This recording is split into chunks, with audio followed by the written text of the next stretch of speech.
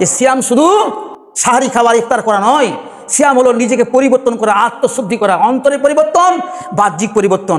এই মুখ যে কারণে আল্লাহ তাআলা ব্যবহার করতে দিয়েছেন, সেটা ছাড়া কোনো বাজে ব্যবহার করা যাবে না। মুখ দিয়ে কাউকে গালিগালাজ করা যাবে না, কোনো গীবত করা যাবে না, চুগলখড়ি করা যাবে না, মিথ্যা কথা বলা যাবে না, এই হাত দিয়ে কাউকে কষ্ট দেওয়া যাবে না, পা দিয়ে কষ্ট দেওয়া যাবে না, অন্তর থেকে ঘৃণা, বিদ্বেষ, শিরিক, বিদআত সব পরিষ্কার করে ধুয়ে মুছে তারপর রমজান মাসটা পার করতে হবে ইনশাআল্লাহ। এইরকম যদি আমরা সিয়াম থাকি, ইনশাআল্লাহ আমাদের পূর্বের সমস্ত গুনাহ আল্লাহ মাফ করবেন। নবীজি বলছেন, মান সামা রমাদানা ঈমানান ওয়া ইহতিসাবান, যে ব্যক্তি ঈমান এবং নেকি মনে করে সিয়াম থাকবে, গুফিরা লাহু মা তাকাদ্দামা মিন জামবি, আমি তার পূর্বের সকল গুনাহ ক্ষমা করে দেব।